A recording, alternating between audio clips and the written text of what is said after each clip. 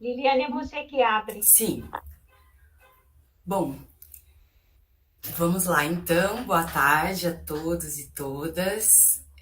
Eu sou Liliane Bordignon, professora da Universidade de Taubaté, e é com grande satisfação que eu estou aqui hoje. Inicio os trabalhos de mais um seminário do Acordo CAPES-COFEPUB, denominado, né, o trabalho no Brasil e na França, sentido das mudanças e mudanças de sentido. É um acordo de cooperação internacional que envolve pesquisadores do Brasil e da França. Esse acordo é coordenado no Brasil pela professora Aparecida Nery de Souza, da Unicamp, e na França pela professora Regine Bercot. Eu tive a oportunidade de participar do acordo na condição de bolsista de doutorado sanduíche, sob a orientação da professora Lucy Tanguy, a quem aproveito a oportunidade para saudar e agradecer a parceria que nós estabelecemos. Eu me sinto bastante privilegiada por ter tido a oportunidade de realizar pesquisas tanto no Brasil como na França, de ter recebido esse financiamento, que foi muito importante para oferecer as condições necessárias para que eu fizesse essas pesquisas, né? E também me sinto muito privilegiada por ter sido acompanhada por pesquisadoras tão perspicazes e engajadas, né? Tanto nos debates de gênero como nos debates da educação e do trabalho. Enfim, não é demais relembrar que nós estamos vivendo um momento de enorme retrocesso no nosso país e que nós precisamos nos organizar fortemente para fazer frente a esse projeto destruidor que vem prejudicando a produção científica e principalmente a produção nas ciências humanas, né? Cujos recursos estão cada vez mais escassos. Enfim, muito obrigada, professora Helena Irata, a professora Thais, a professora Fabiana, a professora Nery, por estarem aqui e por terem organizado esse momento de debate, né? Bom, agora eu vou apresentar a professora Helena Irata, né, que dispensa grandes apresentações, bastante conhecida pelos estudiosos da sociologia do trabalho e do gênero. Eu gostaria apenas de remarcar que a professora tem realizado pesquisas na área da sociologia do trabalho e do gênero desde a década de 80, no Brasil, na França e no Japão, e tem oferecido contribuições, suportes teóricos, metodológicos e referenciais importantes para outros pesquisadores e pesquisadoras como nós que estamos aqui hoje. A professora foi exilada na década de 60 na França, no contexto da ditadura militar, onde permanece trabalhando até os dias atuais na condição de professora e pesquisadora do CNRS e no CRESPAS GTM, né?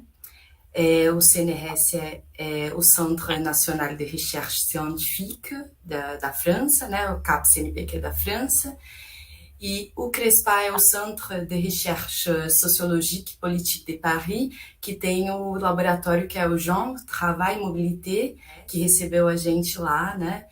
E a Helena é uma das pessoas de referência desse acordo e tem facilitado enormemente a chegada e acolhimento dos pesquisadores brasileiros na França, sempre oferecendo orientações preciosas e criando pontes necessárias entre os estudiosos e estudiosas das diferentes áreas, né?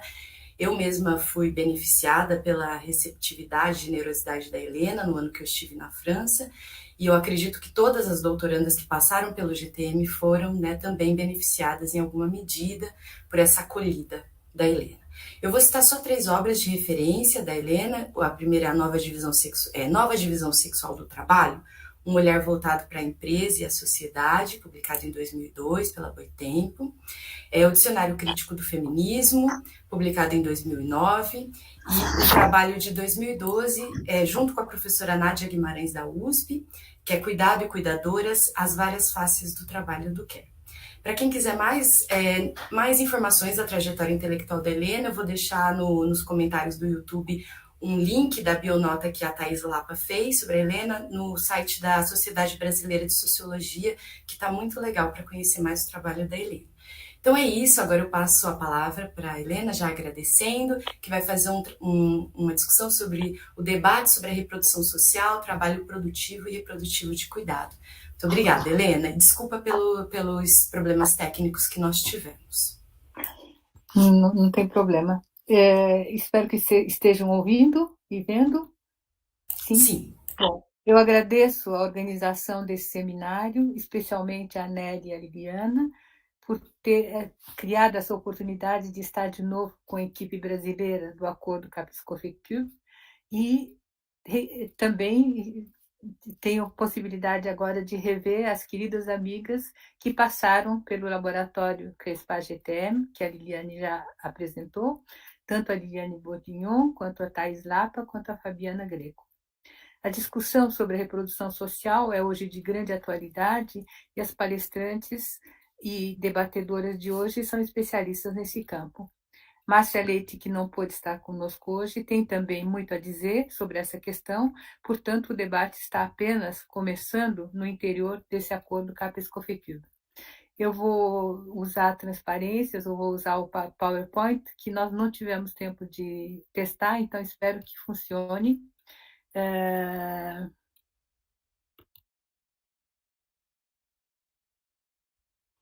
Não estou vendo o PowerPoint.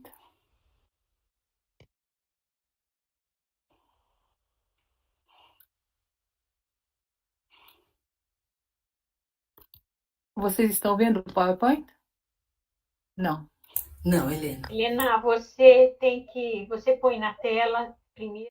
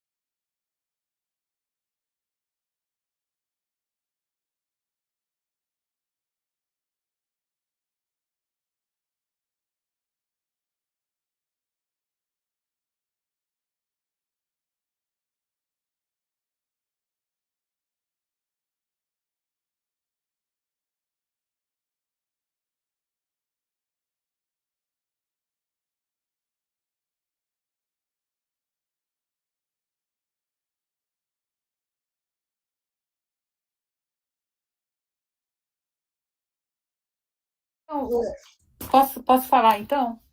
Claro, claro. Tá. Então, eu vou falar sobre o debate sobre a reprodução social e encerrando com a questão do trabalho produtivo e reprodutivo de cuidado, mas de maneira bastante rápida. A apresentação aqui, eu coloco mais ou menos o que eu vou dizer: o trabalho de reprodução, definição, articulação entre reprodução e produção, as teorias da reprodução social, sobre o trabalho doméstico e de cuidado e o trabalho doméstico e de cuidado, o trabalho de cuidado como trabalho produtivo e trabalho reprodutivo. O trabalho de reprodução tem várias definições que eu vou dar, pelo menos 5 definições. A primeira definição é a que nós vemos no livro de Silvio Federici, no Caliban e as Bruxas, que foi traduzido para o português, é reprodução no sentido estrito, enquanto procriação, essencial para a reprodução da espécie e para a reprodução social. Podemos ver as referências à reprodução enquanto procriação nos textos dos antropólogos Paula Tabet, Françoise Derritier e Nicole Claude Mathieu. Uma segunda definição de reprodução é que nos interessa no sentido de trabalho de reprodução e isso engloba o trabalho doméstico e o trabalho de cuidado que contribui à produção da vida. Uma terceira definição de reprodução, o trabalho emocional, afetivo, sexual, que faz parte do trabalho de reprodução, ligando os membros da família entre eles, contribuindo para o bem-estar dos seus membros. Uma quarta definição de reprodução, o trabalho de gestão das relações familiares, amicais, gestão da vida cotidiana, a ligação entre os diferentes serviços de reprodução, a lista para compras, cardápio para as refeições, etc. Essa produção do viver, afetivo e material, como diz Nancy Fraser, é atribuída às mulheres. Esse trabalho de produção do viver é amplamente invisível e gratuita, realizada, como se diz, por amor, sem contrapartida financeira. A quinta definição de reprodução, que eu vou retomar mais adiante, é reprodução entendido como reprodução da força de trabalho, que é a definição de reprodução dos anos 90, que é apresentado por Orlandina de Oliveira e Vânia Salles, num artigo que elas escreveram para o Tratado Latino-Americano de Sociologia do Trabalho, que está nas referências bibliográficas na conclusão. As autoras ressaltam a dimensão sociodemográfica do conceito e elas relacionam a força de trabalho, a reprodução da força de trabalho com a reprodução da população. A reprodução da força de trabalho é uma categoria marxista, a qual nos referiremos adiante e que orienta todo o debate anglo-saxão dos anos 70 sobre trabalho produtivo e improdutivo, que é conhecido como Domestic Labor Debate. Na articulação entre reprodução e produção, a gente pode dizer que o trabalho de reprodução social é sempre assegurado amplamente pelas mulheres, frequentemente sem nenhuma compensação. E daí a discussão sobre o salário para o trabalho doméstico. A gente pode dizer que há todo um debate, sobretudo na França e na Itália, na Itália e na Espanha, desculpe, nos anos 70, sobre a necessidade de dar um salário para o trabalho doméstico gratuito. E esse debate na França ele não pegou porque justamente as feministas francesas foram contra a ideia de um salário para o trabalho doméstico, dizendo que isso fixaria as mulheres no trabalho doméstico e não era interessante que fixasse as mulheres na divisão sexual do trabalho, no trabalho doméstico, dando um salário. Mas essa é uma discussão que não sei se vai haver tempo para debate, mas é claro que há uma discussão que, inclusive, é reforçada por uma série de políticas de salário, por exemplo, para aposentadas mulheres, uma discussão que houve no Brasil e que se houve agora na Argentina uma política nesse sentido. Fala-se de trabalho reprodutivo em relação com o trabalho produtivo, fala-se também de extratrabalho, considerando somente o trabalho que produz bens e mercadorias para o mercado como sendo trabalho. Nós levamos em consideração as pesquisas feministas que interpelam essa separação entre trabalho e extratrabalho, entre produção e reprodução. Inclusive, nós consideramos importante a economia feminista, que dá centralidade à esfera da reprodução, enquanto produção do viver e enquanto sustentabilidade da vida humana, como diz Cristina Carrasco. As teorias feministas criticam a separação entre produção social de bens e serviços para o mercado e a produção de seres humanos, reprodução da vida no cotidiano e reprodução da espécie, na medida em que a separação significa hierarquização, com a valorização da primeira e a desvalorização da segunda, com a valorização da produção para o mercado e com a desvalorização da produção dos seres humanos. As teorias feministas criticam essa separação, expressão das disjunções conceituais que as relações sociais dominantes operam nas nossas sociedades. Este coletivo, Le Sexe du Travail, propõe uma articulação entre produção e reprodução em nome da transversalidade do gênero.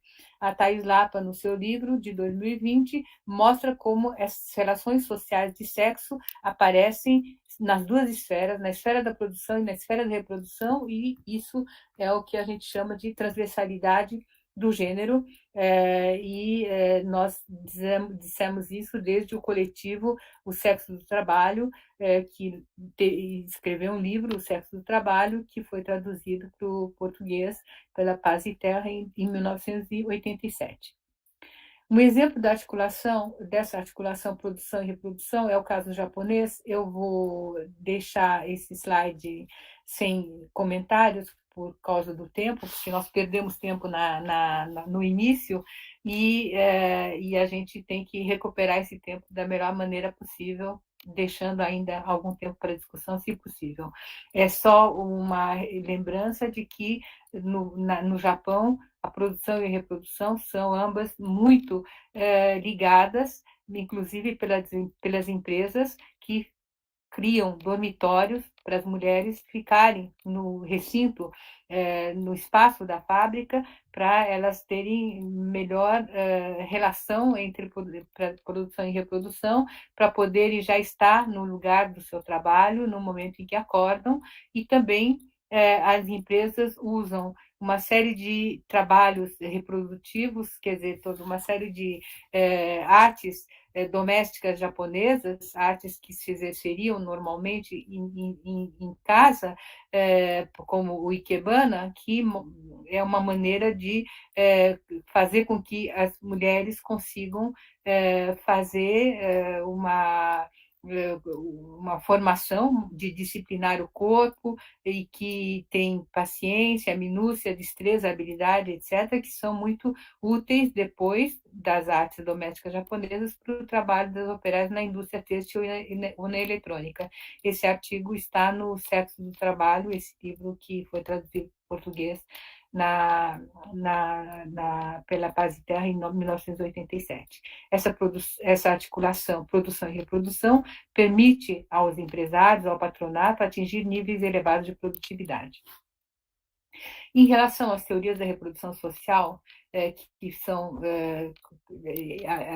a equipe está em torno de Titi Bhattacharya, que lançou um livro, portanto, que se chama Teoria da Reprodução Social. Pode-se dizer que no capitalismo há separação da reprodução da vida e dos seres humanos, nascimento, cuidado e manutenção da vida, e a produção dos bens do lucro. No capitalismo, de Cynthia Arusa, Titi Bhattacharya e Nancy Fraser, a opressão de gênero é enraizada na subordinação da reprodução social à produção mercantil. Meg Luxton, que é uma outra da equipe de Titi Bhattacharya, na teoria de reprodução social, vai dizer que a produção de bens e de serviços, assim como da vida, fazem parte integrante de um mesmo processo. O capitalismo só reconhece como trabalho legítimo o que é produtivo e destinado ao mercado, enquanto que a imensa quantidade de trabalho familiar e comunitário que sustenta e reproduz a trabalhadora, ou mais precisamente sua força de trabalho, é naturalizado como inexistente.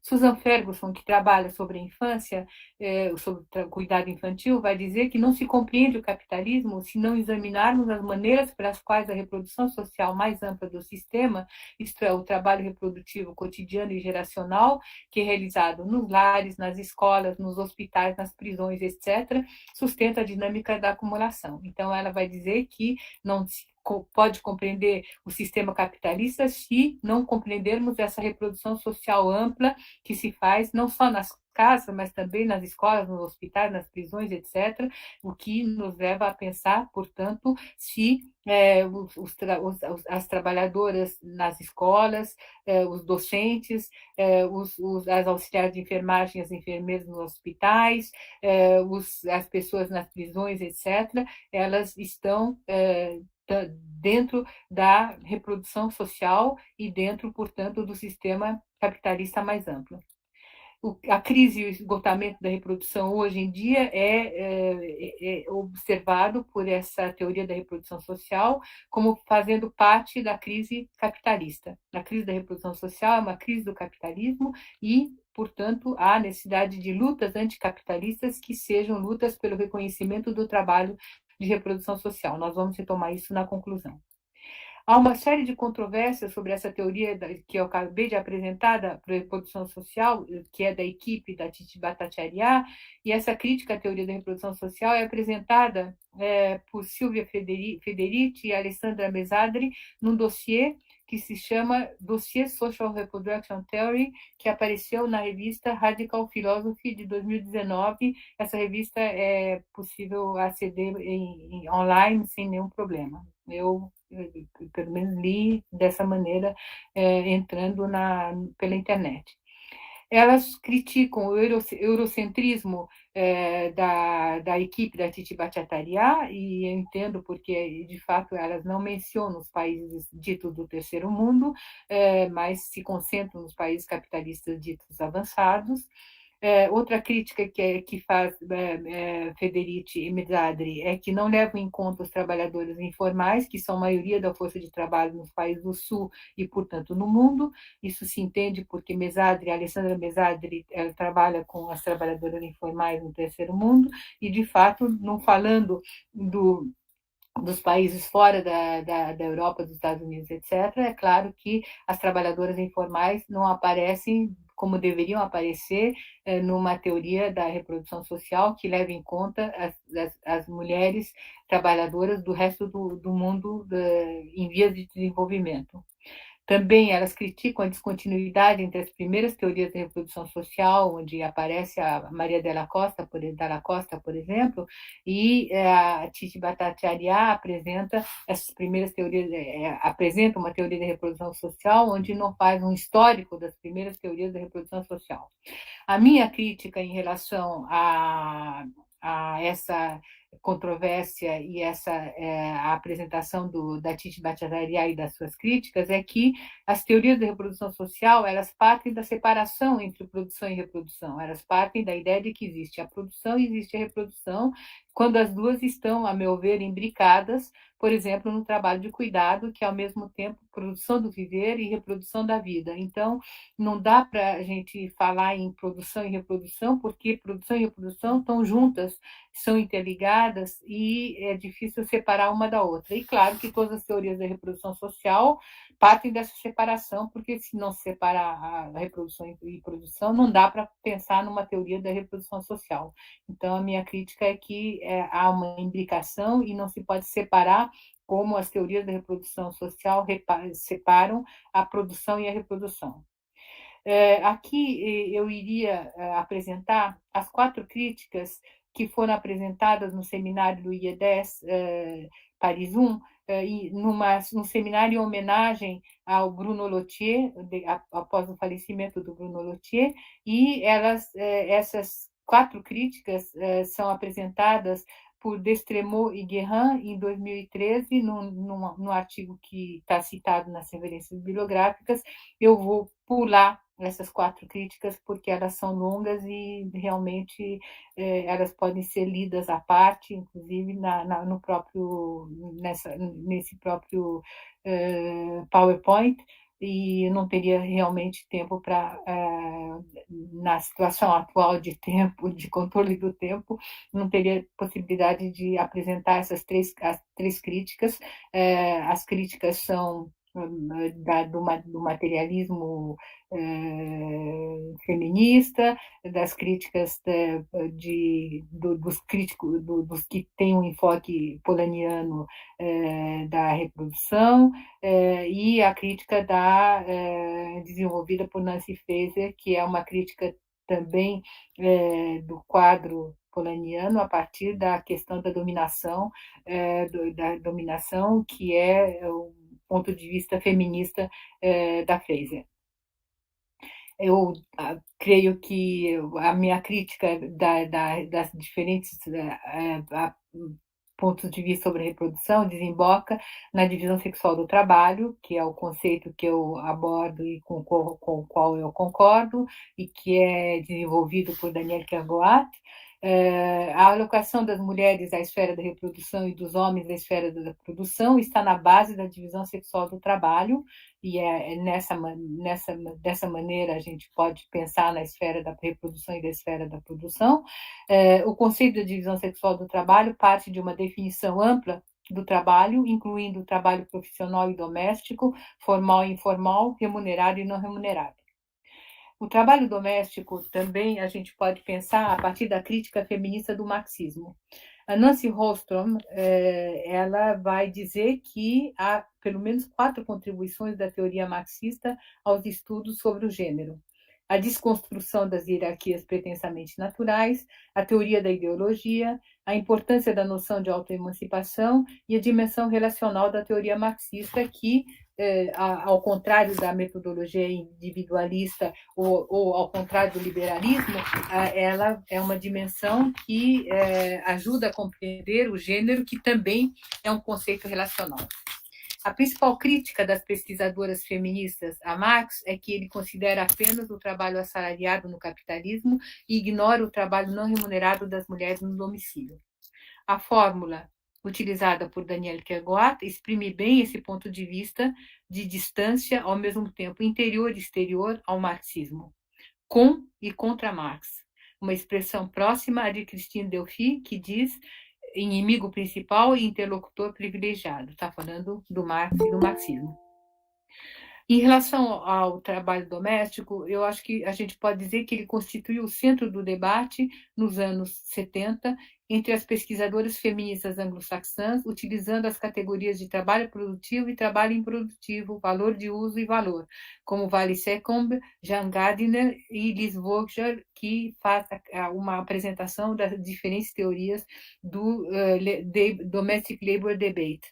Eu acho que é importante dizer que elas consideram a questão do trabalho doméstico dentro da categoria marxista, se é trabalho produtivo, se é trabalho improdutivo, se cria valor de uso ou se cria valor de troca, etc. Ora, o trabalho remunerado, que torna possível produzir lucro, não poderia existir sem o trabalho, mais das vezes, não remunerado, que consiste em produzir pessoas, como disse Cynthia Arusa Bhattacharya e Nancy Fraser nos Feminismo para os 99%, um manifesto que foi traduzida pela Boitempo e também em 2019 e em vários países ao mesmo tempo nesse ano, no 8 de março. Uma posição de distância crítica, mas não de ruptura em relação ao marxismo, pode ser vista na análise de pesquisadores marxistas que dizem que o trabalho doméstico é produtivo porque ele produz a força de trabalho de que o capital necessita para a produção do valor. Como diz o Lincoln Seco, o trabalhador não nasce pronto, ele foi produzido na esfera doméstica desde seu nascimento, cuidado, afeto, alimentação. O trabalho doméstico, o trabalho não pago, é constitutivo da mercadoria força de trabalho, é o outro do valor, produtor da força de trabalho necessário, produtor da força de trabalho necessário. Brenner e Laslett, da equipe de Bhattacharya, da teoria da reprodução social, vai dizer a força de trabalho, ela mesma é a única mercadoria, a mercadoria particular, como diz Marx, produzida fora do circuito de produção mercantil, citado por Bhattacharya. Do debate trabalho produtivo e improdutivo, as análises sociológicas e estatísticas, acho que a gente pode dizer que houve uma posição de ruptura que constitui no abandono da análise do trabalho doméstico em termos de categorias marxistas, trabalho produtivo e improdutivo, valor de uso, valor, para ir em direção à realização de um estudo sociológico das relações sociais que estão na base do trabalho doméstico a partir de pesquisas empíricas. É o caso da Danielle Chabot-Richter e Dominique Fougerolas, ou de estudos estatísticos sobre o uso do tempo e a repartição das diferentes atividades domésticas de cuidado entre homens e mulheres na família. Então, o que eu estou dizendo é que deixou-se de lado e houve uma ruptura em relação à discussão anglo-saxã de se o trabalho doméstico produzia ou não valor, se era produtivo ou não improdutivo, com uma análise sociológica e empírica que foi feito por Danielle Chabot-Richter, Fougerolas, Schwebel e Françoise Frontenac, em que elas analisam a autonomia relativa da produção e da reprodução, que não repousa mais sobre um estudo distinto das esferas produtivo-reprodutivas, mas sobre a análise da sua articulação. O trabalho doméstico, segundo elas, portanto, deixando de lado a questão de se é um trabalho produtivo ou improdutivo, é uma relação social, uma relação de serviço, de disponibilidade permanente aos membros da família. O trabalho doméstico é um conjunto de práticas. E elas vão dizer que há uma circulação e uma transitividade do trabalho doméstico. A transferência desse trabalho se faz sobre uma linhagem feminina. O cuidado com as crianças e as atividades domésticas pode ser transferidas, mas sempre a outras mulheres. Daí a circulação entre mulheres da família, mães, avós, irmãs, tias, filhas, etc. Hoje diríamos também a outras mulheres exteriores à família, trabalhadoras domésticas e cuidadoras domiciliares, etc. O INSEE, para uma outra forma de ruptura do debate do trabalho doméstico, se é produtivo ou improdutivo, é realizar estatísticas sobre o uso do tempo, não só o INSEE, como eu estou dando exemplo aqui, mas praticamente todos os países da América Latina e do resto do mundo têm feito trabalhos estatísticos sobre o uso do tempo que estudam o trabalho doméstico. O INSEE realizou na França as pesquisas do tempo todos os 12 anos, 74, 86, 98, 2010. Dos resultados dessas pesquisas representadas ao nível nacional, observa-se que a diferença entre homens e mulheres se reduz, mas as mulheres realizam ainda cerca de 2/3 das tarefas domésticas. As pesquisas sobre o uso do tempo no Brasil mostram a situação similar. As mulheres brasileiras gastam 26,6 horas de uma semana, da sua semana com tarefas domésticas, os homens 10,5 horas do seu tempo no trabalho doméstico. Na França, há uma leve diminuição no tempo consagrado pelas mulheres ao trabalho doméstico, mas isso é mais o resultado de uma diminuição do tempo consagrado pelas mulheres ao trabalho doméstico do que de um aumento do tempo consagrado ao trabalho doméstico pelos homens. E a pesquisa Uso do Tempo de 2010 da França mostra também que 1/3 do tempo consagrado ao conjunto das tarefas domésticas é relacionado ao cuidado com as crianças. As mães consagram às crianças em média 2 vezes mais tempo do que os pais, mas mais tempo ainda a partir de 3 filhos ou quando há a presença de uma criança de menos de 3 anos no domicílio. O aumento do tempo parental é mais importante para os pais mais jovens, em particular para os jovens pais, mas as jovens mães realizam ainda mais de 2/3 do cuidado aos filhos pequenos.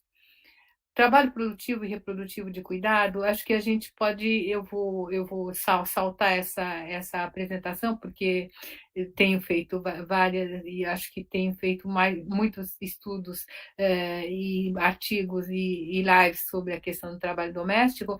Acho que pode-se falar que há uma crise do cuidado hoje, e o trabalho de cuidado é, ao mesmo tempo, produção do viver e reprodução da vida. Não há separação entre produção e reprodução no trabalho de cuidado. Essa constatação é um ponto de partida que eu faço de uma crítica das teorias da reprodução social que separam as duas esferas, como já adiantei.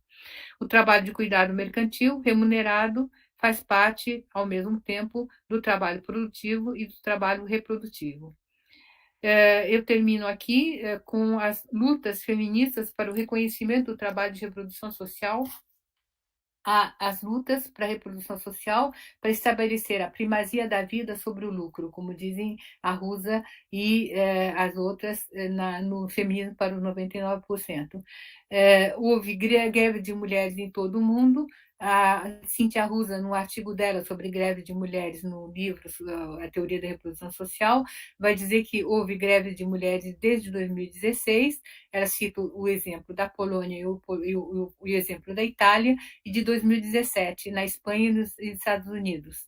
Também no Feminismo para os 99%, o manifesto, também Cíntia Rusa, Bhattacharya e Fraser apresentam várias greves de mulheres em todo o mundo, sobretudo na Espanha e na Itália, pela greve pelo reconhecimento do trabalho doméstico e da reprodução social. Frederici, no seu artigo sobre a greve do trabalho reprodutivo, vai citar, além dos países mencionados por Arruza, como fazendo greves feministas no dia 8 de março, sobretudo a partir de 2019, o Brasil, o Chile, Equador, Irlanda, Israel, Coreia do Sul, México, Peru, Portugal, Rússia. Eu acho que a gente pode dizer que há dificuldades para implementar essas greves feministas. Eu estive nas reuniões preparatórias à greve feminista do 8 de março de 2021 e não houve realmente uma grande mobilização, não só porque caía num domingo e que era difícil as pessoas entenderem que a greve era uma greve também do trabalho doméstico e do trabalho assalariado, e acho que o caso da França é uma boa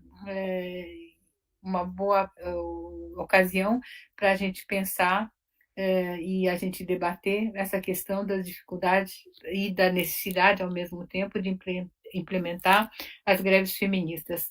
Eu acho que eu consegui falar em menos do que 30 minutos e vou interromper o compartilhamento da tela. Ok, Helena, obrigada, viu? E desculpa mais uma vez pelos problemas que nós tivemos. Que tenhamos mais greves feministas, né, no mundo todo, é muito necessário. Então agora eu passo a palavra para a professora Thais Lapa, que é professora adjunta do Departamento de Sociologia e Ciência Política da UFSC, né, que é a Universidade Federal de Santa Catarina, e coordenadora do Laboratório de Sociologia do Trabalho, Lastro. Recentemente, a Thais publicou o livro Gênero do Trabalho Operário, Condições de Trabalho, Divisão Sexual e Práticas Sociais em Indústrias Metalúrgicas, do segmento automotivo e eletroeletrônico, né? Foi em 2020, né, Thais, que foi decorrente da sua tese de doutorado, sob orientação da professora Márcia de Paula Leite, que faz parte também aqui do nosso acordo. A Thais realizou o estágio de pesquisa no Crespage TM em 2017, sob a orientação da professora Helena Hirata, e hoje ela vai tratar aqui com a gente sobre a particularidade da exploração do trabalho feminino. É isso, obrigada, Thais, com você. Bom, boa tarde a todo mundo aqui presente, tanto as pessoas com quem divido essa mesa com muita alegria e honra, principalmente Helena, e também, né, minhas colegas, amigas Liliane, Fabiana, e várias outras pessoas aqui do Acordo presentes, e também, né, boa tarde, obrigada pela presença a todo mundo que está acompanhando pelo YouTube. É uma satisfação imensa, né? A Liliane já apresentou e não repetirei para só não me estender o quanto que Helena é importante em nossa formação, mas, enfim, pretendo fazer isso por meio da minha fala, inclusive demonstrando influências e a importância, né, que ela acaba tendo na prática, né, na condução e na inspiração de nossas pesquisas, né? Então, já parto direto para a minha apresentação e falo um pouco mais disso, dessa relação com a Helena depois, mas a minha fala, propriamente, né, vai se basear em especial nessa pesquisa sobre a qual Liliane generosamente falou, né, da minha publicação do livro decorrente da tese, que desenvolvi entre 2015 e 2019 na Unicamp, com todo este amparo, né, do próprio acordo e da possibilidade do estágio doutoral na França. Bem, eu gostaria, né, vou gastar 30 segundos com isso, mas não quero deixar de dizer que o papel que Helena cumpre no desenvolvimento das minhas pesquisas não foi só no doutorado e por meio desse acordo, né, venho acompanhando e tentando, né, me apropriar das produções de Helena desde pelo menos 2010, quando fiz a sua disciplina de Sociologia do Trabalho e do Gênero na USP, e sempre serei grata e sempre falarei sobre a minha felicidade pela generosidade dela de me acolher enquanto uma aluna ali indisciplinada que se matriculou fora do período e que ela aceitou a minha inscrição, e que cheguei a fazer a disciplina dela 2 vezes, uma como aluna especial, depois como aluna matriculada do mestrado, né, em sociologia lá na USP. Então, né, foram as inquietações daquele momento que eram muito verdes, né, e que puderam ter um caráter delineado mais científico a partir das aulas de Helena e das próprias experiências de pesquisa, tanto dela mesma quanto as que ela partilhava, né, as referências tanto francesas como de outras partes do mundo que ela trazia em suas aulas. Bem, então, gostaria de destacar desse período mais recente de influências dois pontos que eu acredito que foram muito importantes, tanto no durante do desenvolvimento da pesquisa, quanto no pós, né, logo depois que eu terminei essa pesquisa de doutorado. Um deles foi um momento muito gratificante, que foi a possibilidade, intermediada por Helena, de eu conhecer Fanny Galop, que é, né, uma pesquisadora, professora universitária da França, que desenvolve também pesquisa sobre o operariado feminino. E, né, por meio desse intermédio de Helena, nós fomos apresentadas e conseguimos organizar um ateliê sobre operárias, né, suas condições de trabalho, sua subjetividade, enfim, suas práticas de resistência, e foi uma experiência muito enriquecedora nesse processo de entender, né, as condições de trabalho femininas e a sua problemática, né, enquanto o que eu vou falar um pouco mais hoje é a problemática da exploração do trabalho feminino. E outro momento foi a homenagem, né, que foi organizada por um conjunto de professoras francesas, brasileiras, entre elas a professora Nádia Araújo Guimarães, lá na própria, lá em Paris, no Crespa, a Helena Irata, no começo de 2020, né, da qual eu participei, falando na mesa sobre trabalho industrial, e naquele momento eu pude me debruçar novamente sobre a própria pesquisa que eu tinha acabado de desenvolver, né, finalizada em 2019, e pensar nesses pontos de influência e de, né, responsabilidade, inclusive, por continuar ou tentar, né, me desafiar a continuar uma agenda de pesquisas que a Helena constrói, vem construindo no Brasil, na sociologia do trabalho e do gênero brasileira. E aí, né, falando disso, né, eu acho que é um preâmbulo importante para eu falar dos temas propriamente, porque parto de alguns pontos, inclusive problemas e pontos de divergência, de discussão, digamos assim, dessas formas de interpretação sobre o trabalho feminino, mas, né, parto e convirjo, né, com Helena e com Danielle Kergoat na compreensão sobre, né, a centralidade do trabalho feminino, da divisão sexual do trabalho como um ponto central de disputa, né, nas relações sociais de sexo. Mas não só, isso é uma questão que muita gente também concorda, né? Mas o que eu acho que é interessante de ressaltar é que, para além disso, parto também da interpretação delas, né, delas, e também que vinha sendo feita de outras formas também por autoras como Eliette Safiotti, de conjugar a problemática, da interpretação da problemática da exploração junto com a problemática da opressão. Então, isso não é de hoje, não é um debate de hoje, né? Não é um debate que, inclusive, esteja inaugurado pela teoria da reprodução social, inclusive, né? E essa conjugação se mistura com a problemática de se pensar que esses dois fenômenos conjugados se expressam tanto na esfera pública quanto na esfera privada, ou seja, tanto no espaço doméstico quanto no espaço assalariado, ou, né, nas palavras de Helena Irata e Danielle Kergoat, do texto clássico de 94 da Classe Operária Tem Dois Sexos, na casa e na fábrica, né? E poderíamos pensar nos locais de trabalho, não necessariamente fábricas, mas na fábrica me interessa por conta dos meus estudos de operárias. Bem, então, inspirada nessas linhas de pesquisa, tanto de Helena Irata, de Danielle Kergoat, de Márcia Leite, que foi minha orientadora do doutorado, que são autoras que se debruçaram sobre estudos que observavam os processos de trabalho, né? Não exclusivamente, mas se dedicaram a observar os processos de trabalho das mulheres, né, trabalhadoras, assim como outros autores da sociologia do trabalho também, né? Então, homens também não são mulheres, né? Então, Breivre, Mambura, são autores, né, nos quais me referencio. Eu, né, venho tentando identificar os mecanismos de controle e as condições de trabalho das operárias, mas me debrucei com a problemática e a inquietação ao longo, né, principalmente no final das pesquisas de doutorado, sobre o que significa a gente estudar as condições de trabalho e os mecanismos de controle. A gente faz uma descrição deles e para por aí, né? Então, essa foi a minha inquietação ao final da minha pesquisa. Então, eu trago um pouco essas inquietações que seriam meio que até onde eu pude chegar, né? E onde outras agendas de pesquisa, inclusive, poderiam seguir, minhas ou de outras pessoas, a respeito de, por exemplo, pretendo chegar lá ao final da minha fala, né? O que seriam boas condições de trabalho? Basta a gente não adoecer no trabalho para a gente dizer, né, mulheres e homens, né, para a gente dizer que as condições de trabalho são boas? Basta a gente ter um pouco mais de autonomia no trabalho e ter um controle menos coercitivo para a gente ter boas condições de trabalho? Né? Ou a gente precisa voltar a discutir a problemática da exploração em si, né? E a exploração capitalista, portanto, dito de forma mais explícita.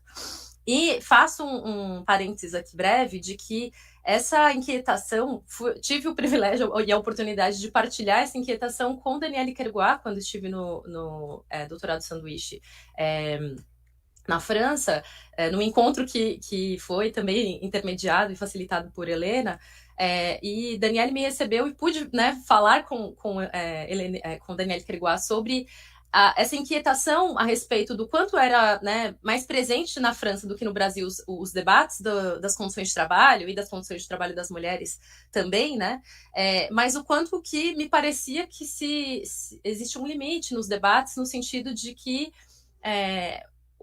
as consequências ou as implicações dessas condições de trabalho reconhecidas como penosas ou como adoecedoras se direcionariam para uma problemática de tratar a saúde desses trabalhadores e dessas trabalhadoras, ou seja, uma problemática no entorno de, no sentido de remediar, né, os problemas já causados, né. E aí foi Daniele Kerguá que me indicou, inclusive, 2 referências que se tornaram referências incorporadas na minha pesquisa, que são as autoras Lise Gagnard, não sei se pronuncio certo, Helena, e a Anne Flottes, que são 2 autoras que justamente problematizam essa questão de não pensarmos as condições de trabalho única e simplesmente nessa perspectiva de remediação, né, via saúde, né, via amparar os danos produzidos à saúde das trabalhadoras. Mas, enfim, pretendo chegar lá após um ou outro exemplo, né, que eu quero trazer sobre não só as condições de trabalho em si, mas como condições de trabalho atravessadas por sua divisão sexual, né, e que, portanto, provocam e alocam segregações, né, no mercado e nos processos de trabalho, como que o lugar onde as mulheres vão parar, nessas fábricas, acaba produzindo condições de trabalho específicas e, né, que tem uma série de características, entre elas a penosidade, mas o quanto que essas condições de trabalho podem ser um mecanismo de evidenciação da exploração e não, pura e simplesmente, a evidenciação dos adoecimentos, né? Então, vamos ver se eu consigo estruturar esse argumento. Bem, um ponto que me parece muito fundamental para sustentar essa argumentação, que parte também das referências, né, de Hélène Irata e Daniele Kerguá, é a ideia de que quando a gente pensa em trabalho feminino, a gente está pensando também na pista, né, no trabalho feminino e nas suas condições de realização, a gente está pensando também o modo pelo qual ele é experienciado pelas próprias trabalhadoras. Então, a gente entra também na problemática da subjetividade, e essa subjetividade, ela pode, né, o modo como, se o trabalho é penoso e ele é experienciado como algo que provoca a insatisfação, ele pode gerar a inquietação e a resistência a partir dessas condições de trabalho penosas, né? Então, Daniele Kerguá procurou, né, nas suas pesquisas, justamente ver esses germes, né, do potencial de resistência das mulheres nos seus locais de trabalho, entre outras coisas, a partir das suas condições de trabalho, né, e a partir do modo como experienciavam esse trabalho. Então, Daniele Kerguá, né, é também quem diz que as mulheres estão submetidas, então isso não é uma ideia minha, né?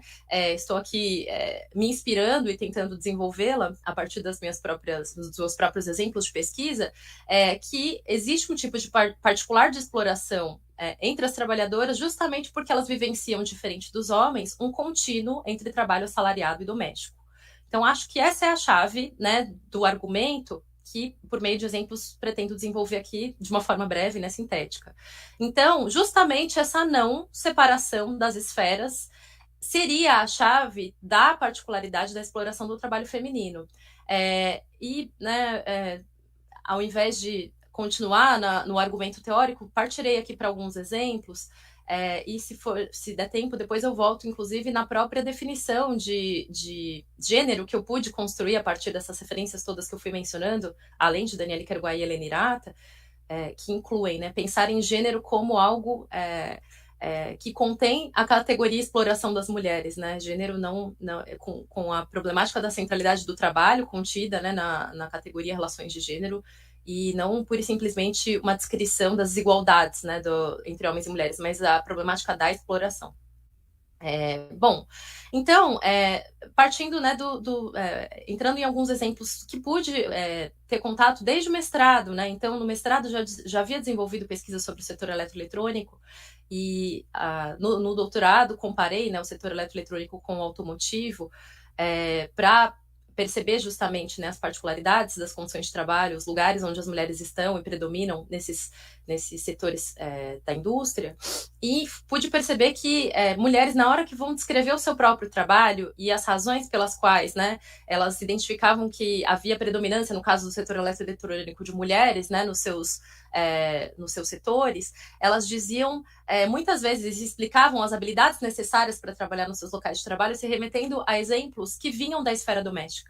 Então, isso já seria um indicador, na verdade, também não novo, né? Estou, na verdade, me inspirando nas teorias desenvolvidas já por Danielle Kerguá e Helena Hirata, sobre o quanto que o espaço doméstico acaba contribuindo na formação para o trabalho profissional. E aí, né, dou um exemplo que para mim é muito marcante, que já tinha vindo no mestrado, que era quando uma trabalhadora do setor eletroeletrônico foi explicar como colocava uma solda num celular, né, num aparelho de celular na sua montagem, para inserir um microcomponente, ela ia me explicar isso dizendo como era o ponto de derreter o chocolate. Né? Então, sabe quando você derrete o chocolate? Então, era o tipo de exemplo ao qual ela utilizava para me explicar como era o ponto da solda correto, né? E outros exemplos vinham também da esfera doméstica. Já vieram exemplos da costura, uma trabalhadora do setor automotivo para me explicar o modo de montagem. Ela trabalhava num setor que era prévio à montagem propriamente dos carros, que era como se ela tivesse que montar um carro inteiro para ver se todas as peças, os moldes das peças estavam corretos. E, né, e aí eles faziam, né, quando eram homens, às vezes faziam remissão a jogos, né, de montagem, mas ela fez a remissão a um molde de costura, né, para dizer como era você fazer primeiro o molde, depois fazer as peças em escala, né.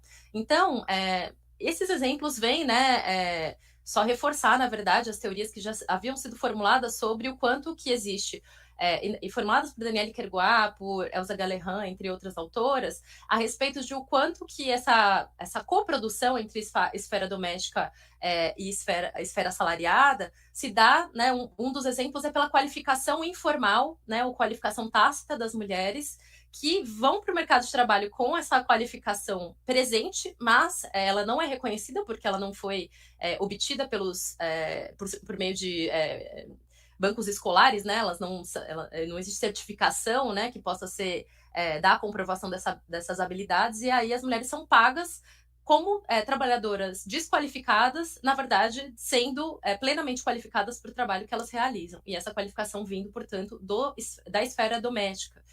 A própria ideia de minúcia, de paciência, de atenção múltipla, né, são frequentemente em pesquisas associadas às capacidades que as mulheres precisam adquirir no trabalho doméstico para serem multi-atenção, né, multitarefas, né? Essa capacidade de multitarefas, portanto, não seria inata, mas adquirida, né? E uma qualificação, então, que as mulheres portam, mas que no mercado de trabalho não é reconhecida como formação e elas são pagas como trabalhadoras desqualificadas.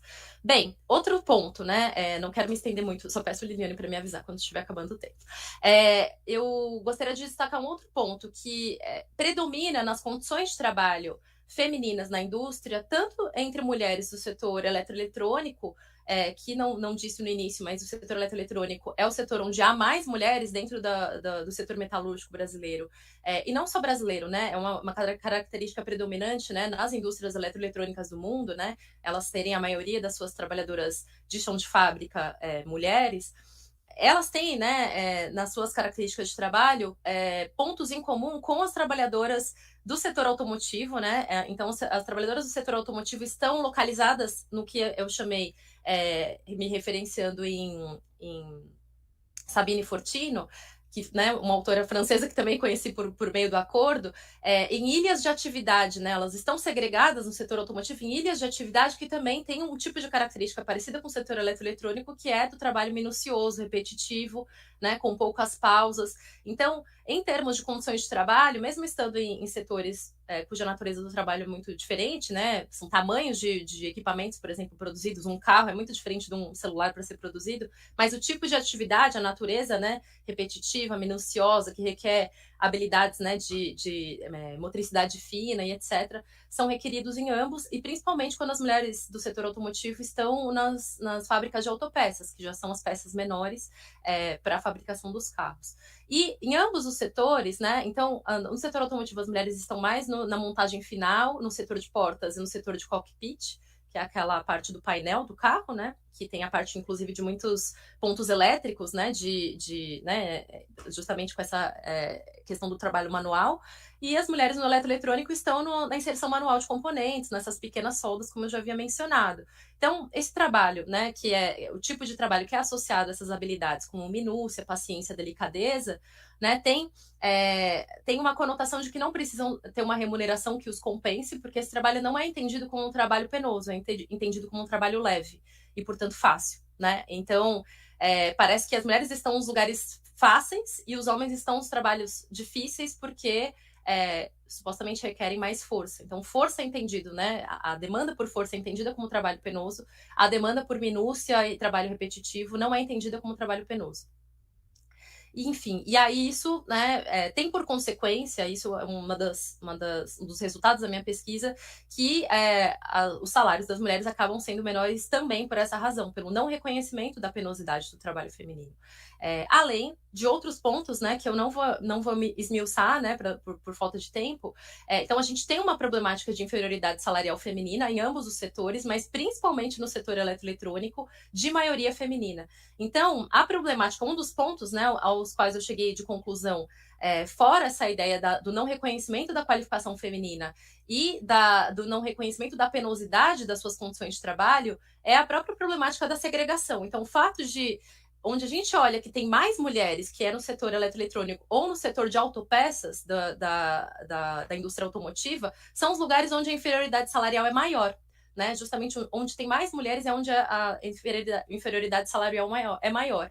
E eu relacionei isso, né, com a problemática da segregação no mercado de trabalho ser um ponto também de contribuição e de construção da inferioridade dos salários, né? Então, aí entra um debate, né, que não terei tempo de fazer, mas só que lanço, que é o debate da mixidade, né? A mixidade que é discutida por Sabine Fortunot, ou seja, a coexistência entre os sexos e o aumento, né, a construção de uma proporção maior, né, de mulheres nos lugares onde são eminentemente masculinos e o inverso, teria uma contribuição nessa construção do enfrentamento à inferioridade salarial feminina, né? Então, vou precisar só lançar o argumento sem desenvolvê-lo para dar tempo de falar mais coisas. Então, só gostaria de evidenciar um outro ponto, que é a questão da preocupação da esfera doméstica. 2 pontos, né? E aí vou já tentar concluir.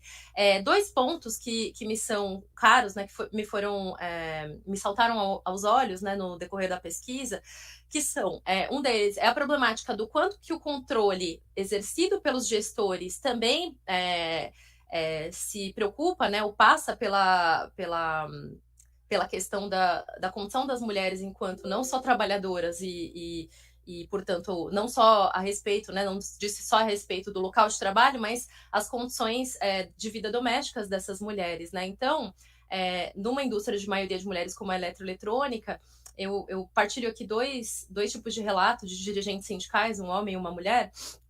Então, primeiro, a dirigente mulher, né, fala sobre o fato de mulheres terem... existir uma preferência por se contratar mulheres nessas indústrias, pelo fato delas, nas palavras da dirigente, serem mais competitivas, são elas que estão sempre falando, vamos fazer número, além de serem as que têm mais iniciativa que os homens para resolver problemas cotidianos no trabalho. E aí eu vou continuar, né? Isso não para por aqui, né? O tipo de argumento, né? Demonstrarei onde quero chegar com isso. Também nessas indústrias de maioria de mulheres, né? Eletroeletrônicas, um outro dirigente expressa a sua percepção de que se contrata mais mulheres pelo fato das mulheres terem maior compromisso com o trabalho, pela preocupação de perdê-lo e, ao mesmo tempo, pelo tanto que elas valorizam aquele emprego enquanto algo que proporciona mais do que salário, mais benefícios e direitos associados, né? Então, a problemática de que as mulheres não estão preocupadas só com quanto elas vão ganhar no fim do mês, mas com os aparelhos que vão auxiliar no seu exercício do cuidado com os seus filhos, é algo que esse diretor sindical salientou, inclusive disse que, né, isso às vezes conta mais para as próprias trabalhadoras do que o próprio salário. Então, eu não vou ler o trecho inteiro, mas ele, né, diz apenas que, assim, em primeiro lugar, as mulheres dessas fábricas vêm de lugares, né, onde elas ganham menos, do setor informal, né, do comércio, dos serviços, e aí quando elas entram numa fábrica onde elas têm, aí eu vou citar só os exemplos aqui, tem restaurante dentro da fábrica, você não precisa levar marmita. Elas têm um grêmio dentro da empresa, convênio médico, convênio odontológico, vale compras. Tudo que elas não têm em outro setor. Então, quando elas vão para uma empresa como a, né, referida que ele está exemplificando, com todos esses benefícios, aí ele vai dizer, elas não conseguem compreender que isso foi ganho. Então, a preocupação dele era dizer que elas têm uma lealdade com a fábrica por conta da preocupação que elas têm, né, de não perderem esse emprego que proporciona, então, esse conjunto de direitos associados, não se trata só do salário.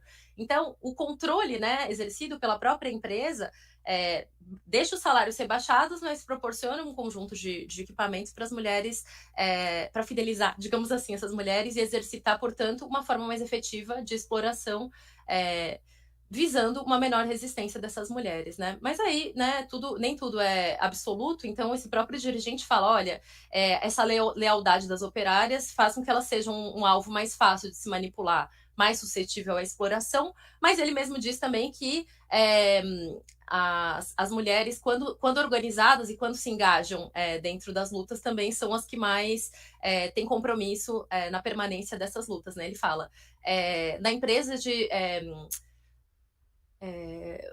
desculpem, a revolta é mais rápida, né? Quando a gente consegue organizar as mulheres, o retorno é muito melhor. E aí eu só engato isso com o relato de uma outra dirigente que diz que as trabalhadoras, né? Já vou pular aqui. As trabalhadoras precisam se preocupar com muito mais coisas do que os homens quando elas vão se engajar numa luta, né? Então, eu vou tentar ver se dá para dar esse exemplo que eu acho ele muito emblemático. Então, para além daquela ideia de que o espaço doméstico forma né, forma as trabalhadoras, então forma o valor de uso, né, da força de trabalho feminina, né, para ele, quando comprado no mercado de trabalho, ser uma mercadoria, força de trabalho, que tem valor de uso, mas com baixo valor de troca. Então, aqui a gente vai pensar uma visão inversa, né? As trabalhadoras já, né, a partir da sua visão enquanto trabalhadoras e sindicalistas, têm uma visão particular a respeito do espaço doméstico, né? Então, uma dirigente do setor eletroeletrônico diz... Ela fala, né, sobre o quanto que para sindicalistas as atividades militantes é muito diferente do que para os homens, né? E essa diferença justamente tem um crivo da obrigação que é colocada às mulheres na realização do trabalho doméstico. Então, ela diz que a impressão que ela tem é que para o homem só vive, só existe, enquanto a mulher tem que se preparar para tudo. E aí o exemplo dela. Por exemplo, vamos vir aqui no domingo em uma plenária. O homem, ele vem, porque ele só existe. A mulher não, ela tem que se preocupar com quem ela vai deixar o filho, como vai ser a hora do almoço, até que horas ela vai, como ela volta. Tem toda uma fábrica paralela na cabeça das mulheres. Eu acho essa fala muito interessante, porque ela, para dizer como é o espaço doméstico e como que ele é um trabalho também que precisa ser organizado e precisa ser esquematizado, né? E para ela se ausentar deste trabalho, ela também tem que deixar tudo preparado para poder ter, além da sua atividade profissional, a sua atividade militante. Ela chama isso de uma fábrica paralela. Eu achei isso um exemplo genial, assim, que acho que, né, seria muito interessante de partilhar aqui para o debate. E, bom, então, essa ideia, né, de que para atividade militante também, né? Ou seja, para resistência à exploração, o trabalho doméstico também é um critério que distingue homens e mulheres, né? Então, isso é um dos pontos aos quais, né, eu cheguei também na minha pesquisa, né? A problemática não é só a classe operária que tem dois sexos, né? Mas a resistência também precisa ter esse critério, esse crivo de gênero na hora da compreensão dos seus mecanismos. Liliane, eu tenho mais um tempinho ou já estourei? Não já sei. Estourou, Thaís. Eu não vi, você me avisou e eu não vi. Então tá bem, gente, o que eu ia dizer era só a última trabalhadora que o exemplo que ela trazia era sobre o quanto antes de se tornar dirigente sindical, ela justamente tinha a vida igual às demais operárias de sair correndo da fábrica antes de dar, né, se possível, minutos antes de dar o horário, porque tinha que ir buscar o filho na creche e tudo mais, e quanto que a vida dela, né, teve que se reorganizar para ser uma militante.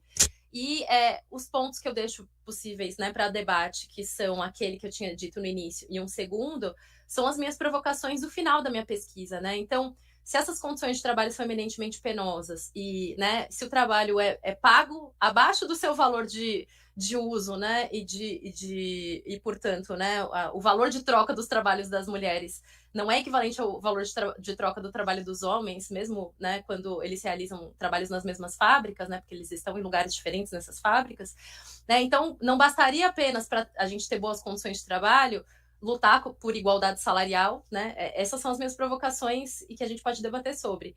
A igualdade salarial pura e simplesmente não basta, né? Porque ela pode ser uma ficção, inclusive a igualdade pode ser o rebaixamento do salário masculino para ficar mais próximo do feminino, e aí a gente tem uma aproximação numérica, mas isso não necessariamente é o que desejamos. Não basta a gente pensar que o trabalho simplesmente não deve nos deixar doente, e não basta pura e simplesmente não termos autonomia no trabalho. Precisaríamos enquadrar a problemática da exploração e a evidenciação da penosidade das condições de trabalho que produzem, né, essa possível insatisfação e essa rebeldia, né, a partir do trabalho são pontos de partida, né, para a gente pensar a evidenciação da exploração. E o segundo ponto que eu só vou lançar é os homens que eu vi a partir da pesquisa e as suas violências cotidianas de gênero contra mulheres que são colegas de trabalho me fizeram pensar que não é só o patronato que exerce o poder portanto, né, a exploração, dominação, mas a própria opressão vem de colegas homens em relação às mulheres. Então, homens precisariam ver as mulheres como aliadas de classe, né, para a gente pensar no enfrentamento à exploração, e não pura e simplesmente a gente pensar no enfrentamento de baixo para cima, né, dos oprimidos e explorados no seu conjunto contra os opressores e exploradores. Termino por aqui, peço desculpas por passar o tempo e é isso, gente. Obrigada. Eu ia fazer um agradecimento mais preparado para a Helena, mas enfim, Helena já pude dizer isso em outros momentos, então só agradeço por tudo, todos os ensinamentos e gentilezas e aberturas de portas para mim e para o conjunto de todas as pesquisadoras que você já auxiliou e tanto formou, Helena. Muito obrigada. Obrigada, Thaís, pela fala muito instigante. Por fim, então, eu vou passar aqui rapidinho a palavra para a professora e pesquisadora Fabiana Sanches Greco, que ela é socióloga, cientista política, especialista nos debates sobre gênero e economia feminista. Ela também, como a Thaís e eu, realizou o estágio de pesquisa dela, o doutorado sanduíche, no CRESPA, no GTM, sob a orientação da Helena Hirata.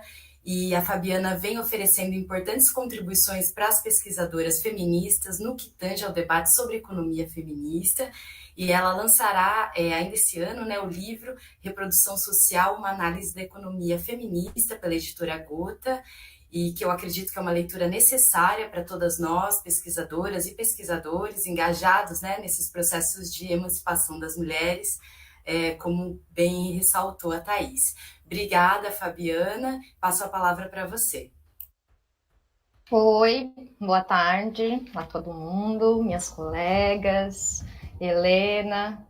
Faço minhas as palavras da Liliane e da Thaís, em agradecimento ao acordo, e especialmente a Helena, a contribuição que a Helena tem nas nossas trajetórias de pesquisa e pessoais também, né? Com a sua generosidade. Bom, atualmente sou uma pesquisadora independente. Eu agradeço a apresentação que a Liliane fez. Em breve vai sair um livro em que eu analiso o debate sobre reprodução social na economia feminista, mas trazendo outros campos, né? O feminismo materialista, a teoria da reprodução social, colocando várias questões para dialogar. Então é uma felicidade dividir essa mesa com a Helena e com a Thaís. Agradeço também o convite feito pela Thaís. E eu espero conseguir apresentar alguns comentários interessantes depois dessas falas excelentes, né? Os dados de pesquisa da Thaís sempre nos provocam reflexões. E a Helena sempre, em todas as apresentações, felizmente, coloca um passo a mais para a gente refletir, né? Sempre muito, muito, muito importante ouvir a Helena nessa caminhada. Então, eu vou tentar ser breve, eu quero fazer uma ressalva antes, sobre o tema da mesa e sobre o acordo também. nesse intercâmbio, em relação ao intercâmbio entre Brasil e França, né? Então, discutir um tema como reprodução social aqui nessa mesa de hoje do acordo não é um mero debate teórico, né? Essa discussão que tem base no intercâmbio entre Brasil, França e outras localidades tem um aspecto prático e político, né, na formulação de políticas públicas, em como a gente encaminha políticas públicas para as mulheres, especialmente no que foi feito nas primeiras décadas, né, na primeira década, sobretudo, desse século, né? Agora vivendo um outro período, um outro momento, mas discutir trabalho doméstico, cuidado, reprodução social e trabalho nesse intercâmbio protagonizado pela Helena, né, sobretudo, entre Brasil e França, é também discutir política no Brasil, né? É também discutir a vida das mulheres, o seu trabalho, a sua qualidade de vida, de saúde e etc. Então, essa ressalva que eu gostaria de fazer. E então eu vou tentar problematizar um pouco aquilo que eu consegui captar da fala da Helena e da Thaís. Vou tentar colocar umas questões para a gente pensar em conjunto. A Helena trouxe para a gente definições, né, um trabalho rico de mapear definições de reprodução. Então, ela nos incentiva a pensar e a problematizar um certo rigor conceitual sobre trabalho doméstico, sobre cuidado e sobre reprodução social mesmo. E eu acredito que esse trabalho, né, de conceitual nos ajuda, nos inspira, na verdade, a formular questões como a que a Thaís nos colocou, né, que ela nos provocou a pensar. O que são boas condições de trabalho? É uma questão super relevante que a Thaís nos coloca e que ela traz elementos que precisam ir além do processo do trabalho, né? Para a gente pensar em boas condições de trabalho, para além do processo, para além do assalariamento, pensando em talvez eu vou falar assim por cima, depois eu explico melhor, pensando nas articulações entre produção e reprodução social. O que eu pensei a partir dessa provocação da Thaís? Pensar, então, o que são boas condições de trabalho nos provoca a pensar, a definir, a qualificar melhor o que é que a gente está entendendo como trabalho. Eu acho que esse é um ponto importante na construção de uma possível resposta, né, para isso. E o conceito, a noção, a concepção de reprodução social, ela é fundamental para a gente qualificar o que é esse trabalho. Então, eu quero convidar vocês a pensar um pouco comigo sobre essa noção de reprodução social. A gente fala muito em termos de articulação, em termos de esferas produtiva e reprodutiva. Então, a gente quer ressaltar a articulação entre elas, a gente quer ressaltar o contínuo entre elas, né, um espelhamento, né, aquilo que acontece em uma aconteceria na outra, ou mesmo em termos de somatória, como elas se somam na estrutura social. O que eu tenho pensado, refletido, e eu convido vocês a me ajudarem a pensar, em discutir isso, é da gente pensar a reprodução social de uma maneira mais ampliada. Não em espelhamento, ou em oposição, ou em articulação com a produção, mas de uma maneira ampliada, como um conjunto de relações sociais que estruturam sociedade. Eu vou explicar um pouquinho melhor essa perspectiva, mas primeiro eu gostaria de salientar do porquê, o motivo de pensar essa reprodução social de uma maneira ampliada. Porque me parece que essa separação entre produção e reprodução, mesmo que seja em caráter analítico, apenas para a gente pensar um e outro momento da estrutura social, mesmo que o objetivo seja esse, fazer essa separação, isso atrapalha a gente pensar a complexidade do trabalho e a complexidade da estrutura da sociedade mesmo. Então, por exemplo, o que fica bastante evidente quando a gente está pensando em espelhamento, a gente está tratando de relações de gênero, de relações patriarcais de gênero. Sendo que se a gente pensa em termos de relações sociais, a gente consegue compreender como relações sociais de gênero, de raça e etnia, de classe, de região do mundo, como a Helena vem trabalhando, como essas relações sociais, elas estruturam essas dinâmicas que a gente separa entre produtiva e reprodutiva. Então, pensar em reprodução social de uma maneira ampliada em termos de relações sociais não significa que a gente deva ir além do trabalho fabril para pensar outros tipos de trabalho, mas encarar o trabalho fabril de outro modo, não dissociado de outras modalidades de trabalho. Isso vem um pouco, isso aparece um pouco no que a Thaís trouxe para a gente, né? Os exemplos que ela trouxe.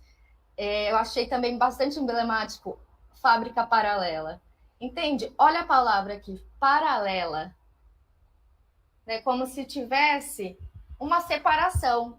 E essa separação, ela é virtual.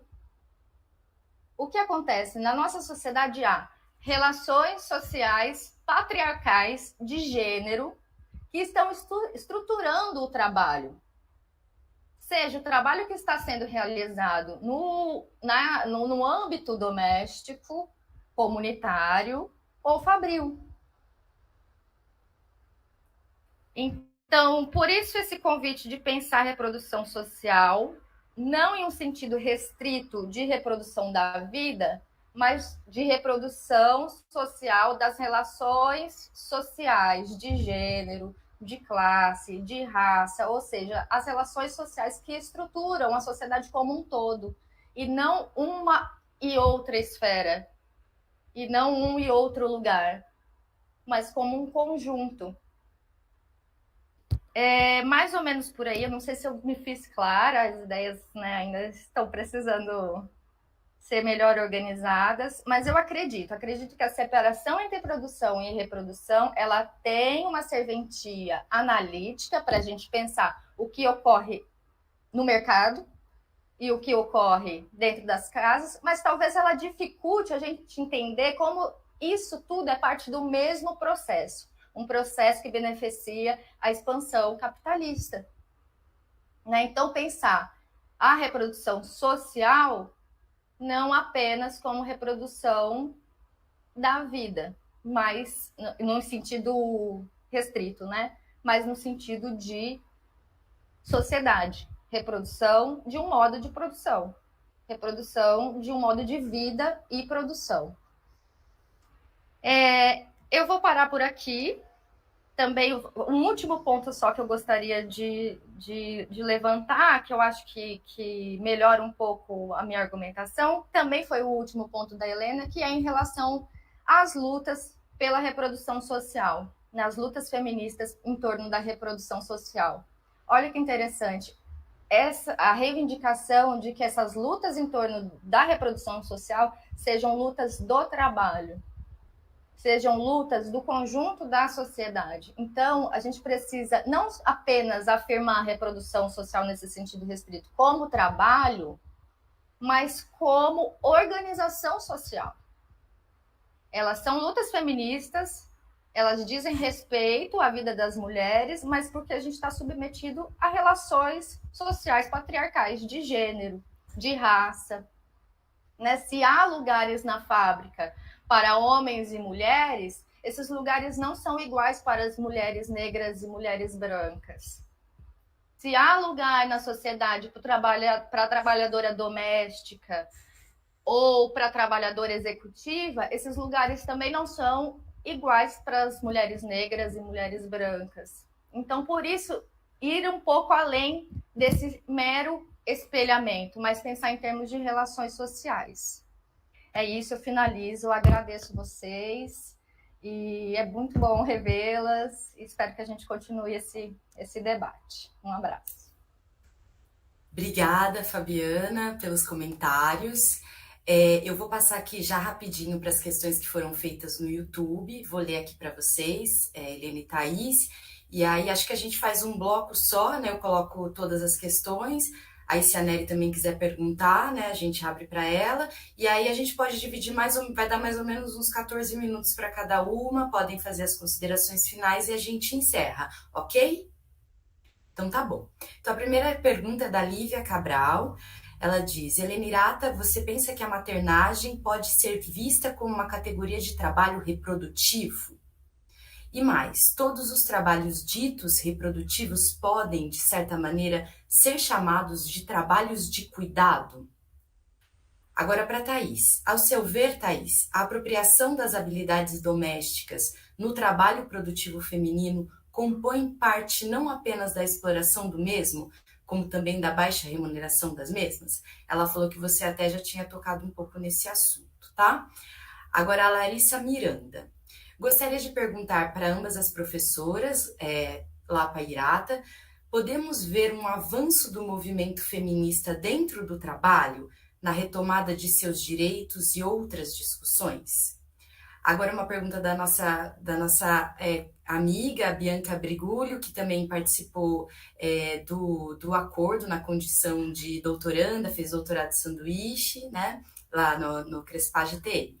Ela pergunta assim: no contexto político de ataques aos direitos tanto das mulheres quanto da classe trabalhadora, quais são as perspectivas de luta e resistência que podemos vislumbrar? Agora eu vou aproveitar, né, que essa posição privilegiada aqui, e gostaria, se vocês pudessem, e se achar que não toma muito tempo, falar um pouco da pertinência ou não do diálogo com os debates da interseccionalidade, principalmente feitos pelas autoras feministas negras norte-americanas, para pensar a questão da reprodução social. Né? Eu sei que a Helena passou rapidinho ali por essa questão. Se vocês puderem ajudar a gente nisso, acho que vai ser interessante. Nery, você gostaria de fazer uma questão? Sim.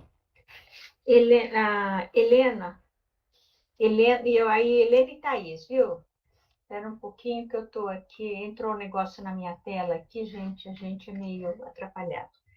Helena claramente e a própria Thaís deixaram claro que o tratamento que o capitalismo dá à reprodução social é bastante contraditório, né?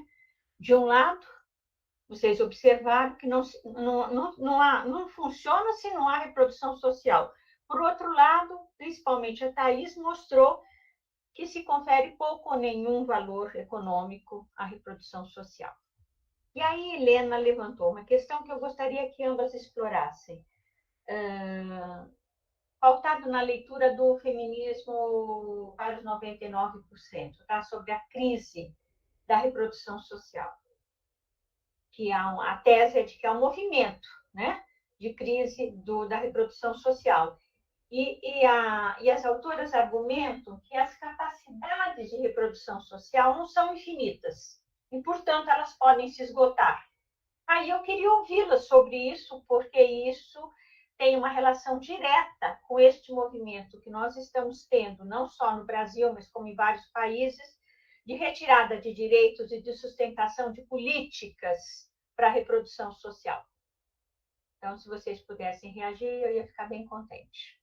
E muito obrigada pela exposição de ambas. Eu aprendi bastante hoje. Nossa, muitas aprendizagens nessa tarde. Helena, é com você. Bom, eu acho que é muito difícil responder essas 5 questões que eu coloquei aqui e ainda por cima comentar os comentários da Fabiana, que são pontos de vista que exigem comentários, né? Eu acho que são muitas questões e questões importantes, questões que a gente teria que ter tempo para pensar e responder. Não dá para responder assim a nenhuma dessas questões, porque não são questões factuais, não, são questões realmente de teóricas que exigem pensar, né? E pensar de maneira bastante, quer dizer, cuidada. Eu acho que a Fabiana nos trouxe um presente, né? Uma maneira de pensar a reprodução social de uma maneira ampla, ampliada, etc., que modificaria um pouco a maneira como as teóricas da reprodução social colocam os problemas e a maneira como a gente pode criticá-las. E acho que a gente tem que pensar nessa reprodução ampliada, na reprodução social ampliada, que coloca a produção no centro do próprio sistema, né? Quer dizer, na reprodução, a produção está presente, o trabalho está presente, então não dá para a gente pensar produção e reprodução como duas coisas relativamente distintas, mesmo que articuladas, né? Então, acho que é uma coisa que é uma proposição teórica que a gente tem que pensar e refletir para ver como elas podem articular e, de uma certa forma, incidir sobre as análises que a gente faz. Eu vou tentar falar, assim, comentar as questões que foram colocadas, da Silvia Cabral, se a maternagem faz parte do trabalho reprodutivo. Acho que faz parte do cuidado, né? E enquanto trabalho de cuidado, que é também tanto produtivo quanto reprodutivo, a maternagem, sim, faz parte, né? Acho que é o que a Mignon Dufy chama de nurturance. E acho que, na realidade, toda essa questão de o que se faz parte do trabalho de cuidado, remete a uma controvérsia importante dentro da questão do cuidado, que é justamente que profissões fazem parte do cuidado, né? E aí há uma grande controvérsia se, por exemplo, médicos fazem parte do cuidado, porque o cuidado é care e os médicos fazem cure, né? Cura. E mais amigos como o Pierre Salamá dizem, um bom médico não é aquele que só faz cure, ele tem que também ter um aspecto de care em relação às pessoas, porque senão não é um bom médico. Outro exemplo dos professores, né? Os professores de curso pré-escolar, a gente já classifica sem nenhum problema como sendo fazendo care, porque elas ajudam as crianças a se tornarem independentes, cuidam mesmo das crianças pequenas, né? De creche, escola maternal.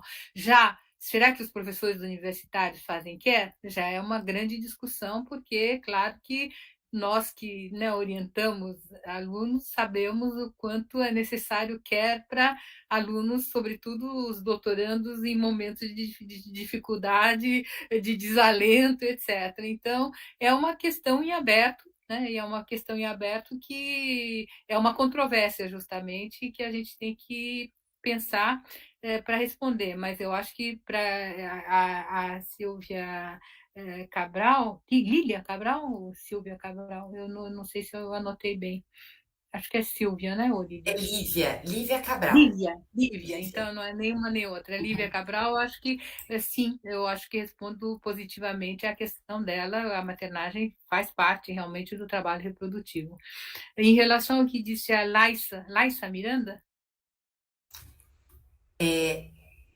ou Leila, Larissa Miranda. Laissa Miranda, Larissa.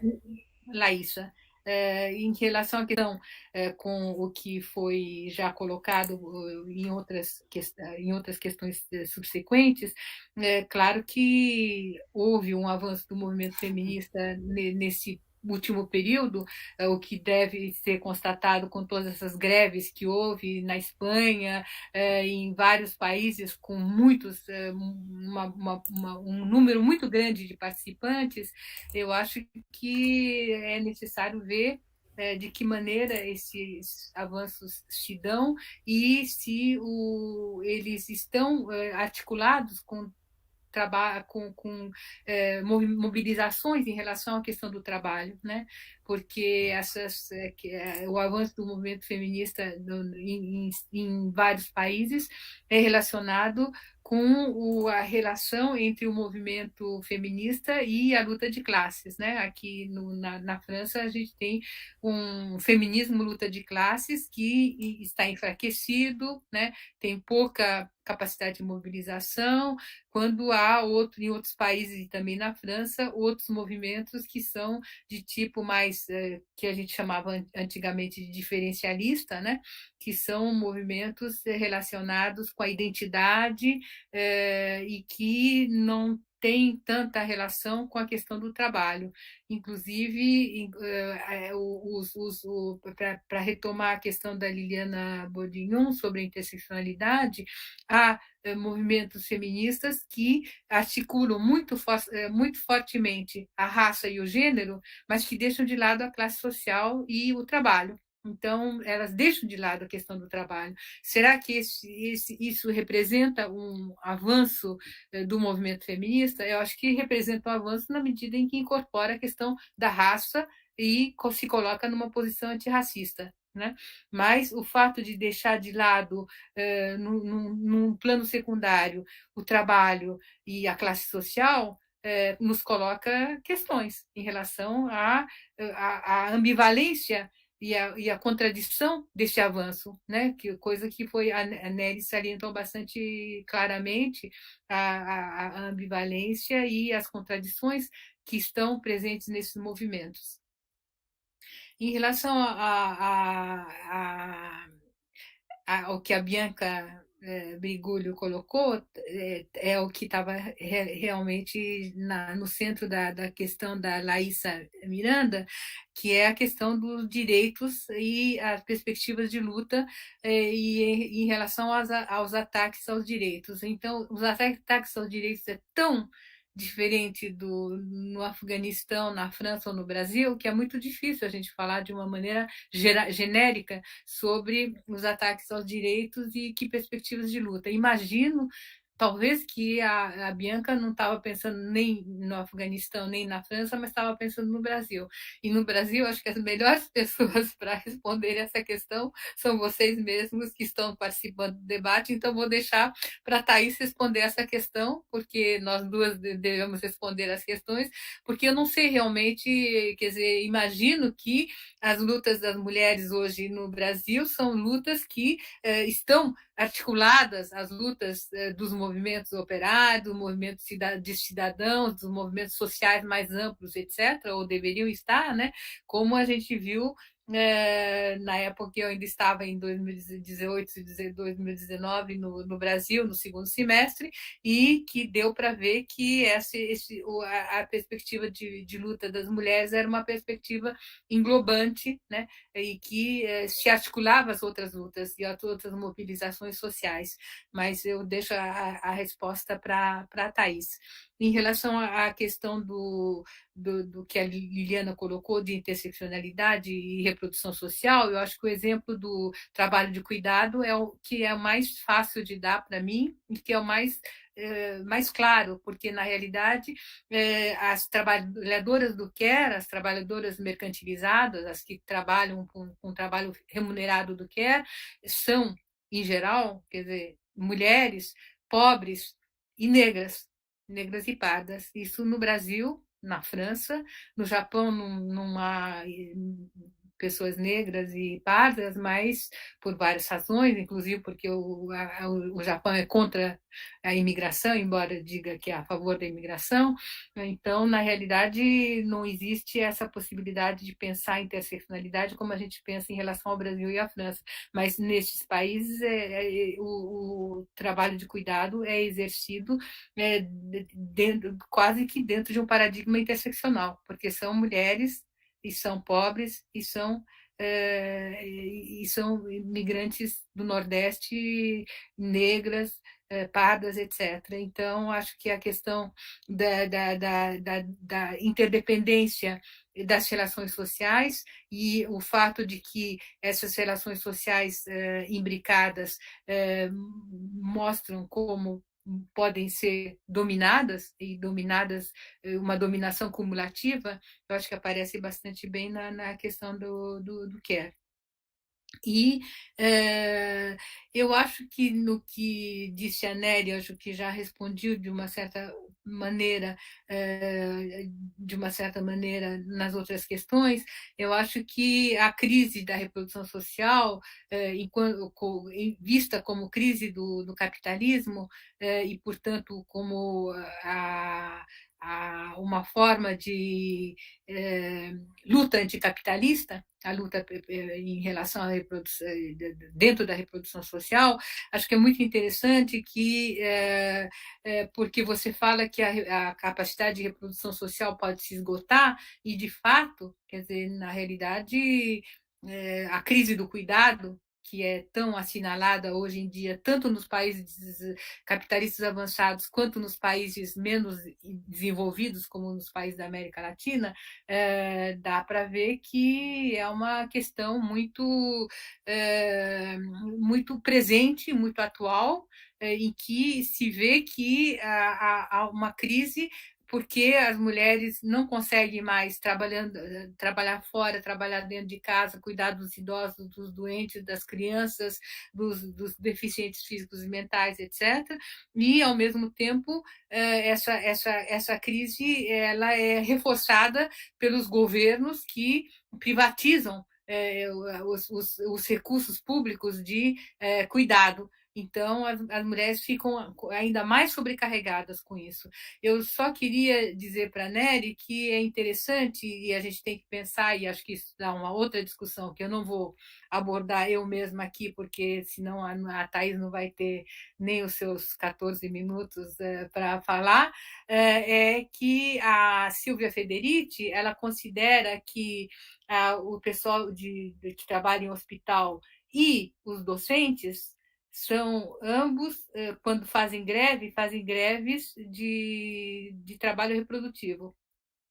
Então, eu acho que, considerando-se elas como fazendo parte do cuidado, pode-se dizer que elas, de fato, fazem uma greve da reprodução social, mas eu acho que aí entra outra questão, que é como definir o trabalho reprodutivo, o trabalho produtivo, como definir produção, como definir classes sociais, etc. E é uma discussão em relação às teses marxistas, né? Que eu não vou começar aqui agora, porque realmente a palavra está com a Thais.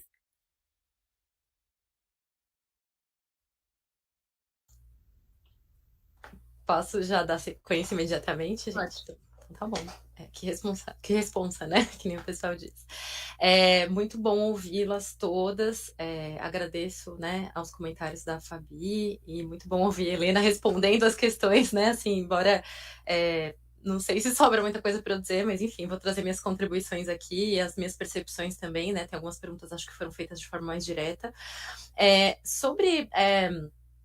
Bom, eu vou deixar o tema da Fabi, acho que talvez para o final, mas vou inverter um pouco a ordem das perguntas. Mas a Lívia falou sobre a subremuneração, eu só quero pegar o gancho porque a Helena falou justamente das teses marxistas agora no fim, e eu fiquei pensando, né, que enquanto eu tenho, né, embora acho que talvez eu partilhe dessas perspectivas do feminismo materialista que reivindica, né, o Marx enquanto, né, interlocutor privilegiado, né, mas também reconhece limites, eu acredito que tem uma parte da conceituação marxista que é a ideia de pensar os trabalhadores e as trabalhadoras como uma mercadoria, que é uma força de trabalho com valor de uso e valor de troca. Isso tem sido um tipo de parâmetro para eu pensar a força de trabalho feminina, e que, inclusive, né, eu tentei trazer um pouco na exposição de hoje, para pensar essa particularidade da exploração do trabalho feminino, né? Então, isso dialoga com a pergunta da Lívia, da ideia da apropriação dos saberes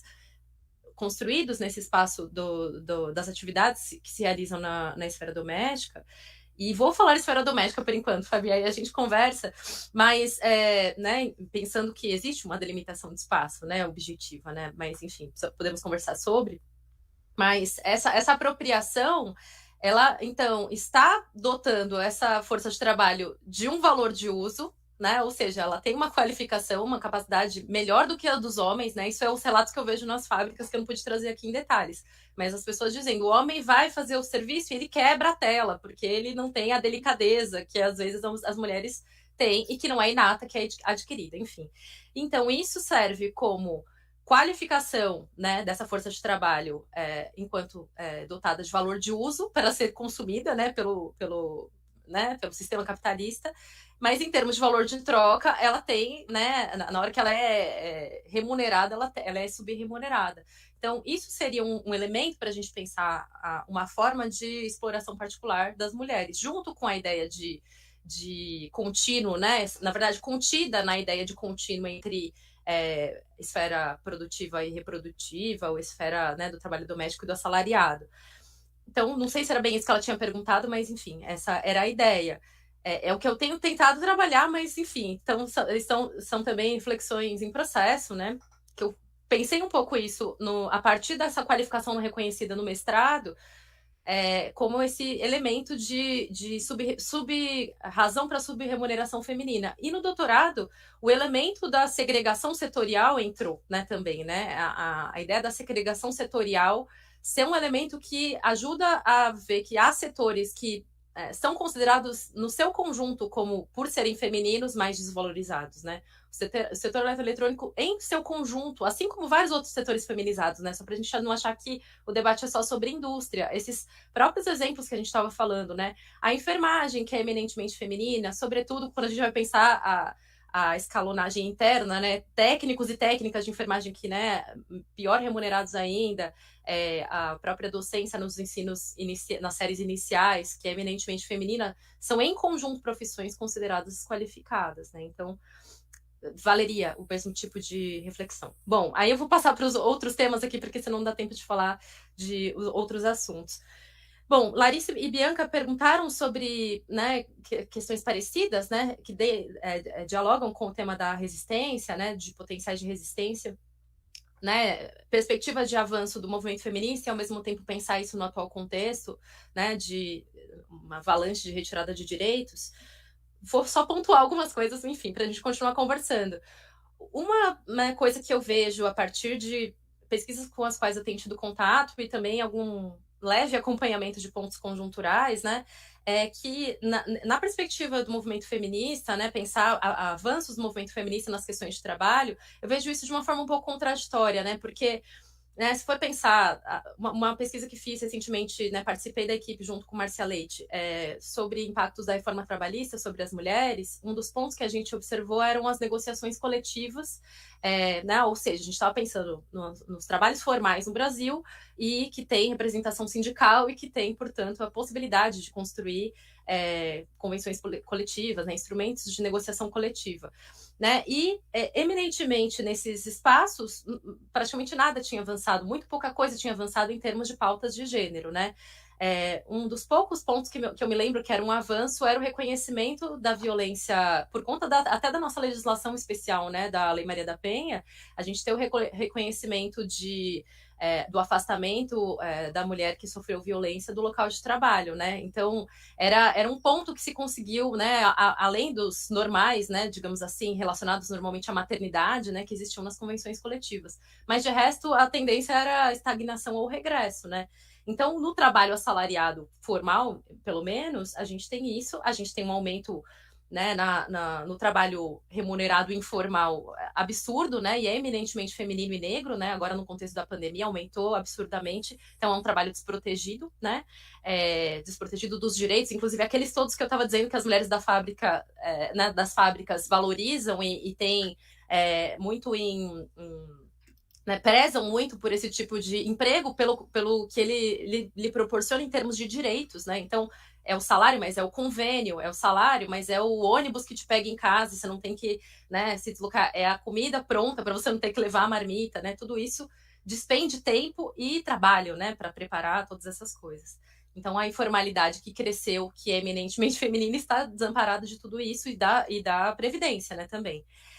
E Por outro lado, sim, né, como vocês já disseram, e aí vocês entendem mais disso do que eu, em termos das pautas de cuidados, eu vejo que tem, né, certos avanços, inclusive o exemplo que me vem é a ideia na Argentina do reconhecimento do trabalho de cuidados como algo que conta para a Previdência, né? Então, é um reconhecimento formal, institucional. Olha, isso tanto é trabalho que vai contar como um trabalho que a mulher pode declarar na sua Previdência Social, né? Pode contar no tempo da sua Previdência Social.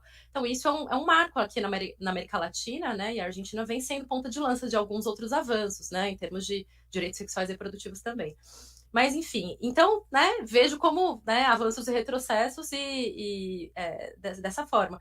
E, né, se for pensar no contexto, a gente não está com nada muito promissor, né, o contexto adverso, mas a gente também tem que pensar que, né, as lutas para tentar evitar que o Bolsonaro fosse eleito, né, na minha perspectiva, o maior movimento social que se organizou para se colocar em resistência em relação a isso foi o movimento feminista, né? O Ele Não foi um movimento social imenso e que eu acho que foi muito mal interpretado, inclusive, por alguns autores, né? Que como se ele fosse a razão do Bolsonaro se eleger, né? Isso não faz o menor sentido. Então, né? Foi uma das poucas demonstrações com uma potência significativa, né, de resistência a esse tipo de governo, e a gente tem agora pessoas que encampam o projeto dele que são mulheres, né, então é um tipo de desafio diferente, né, acho que eu não tenho muita resposta a dar em relação a perspectivas de lutas, mas a gente, né, tem um caldo de insatisfação aí, né, na sociedade que é eminentemente feminino, né, nas próprias pesquisas de opinião sobre o Bolsonaro sempre são as mulheres as mais insatisfeitas do que os homens e tudo mais.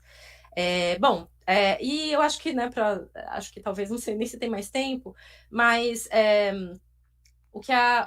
sobre a questão da pauta racial, eu não quero deixar de falar disso, principalmente estamos às vésperas do 20 de novembro, né, eu acho que isso é um debate que cada vez precisa se tornar, né, mais incontornável e que não pode ser um debate só de novembro, né, inclusive, isso é o que meus amigos e amigas do movimento negro, parceiros, camaradas sempre dizem, e eu acho que é interessante, a pergunta que a Eliane fez foi em relação às teóricas negras estadunidenses, né, do Black Feminism.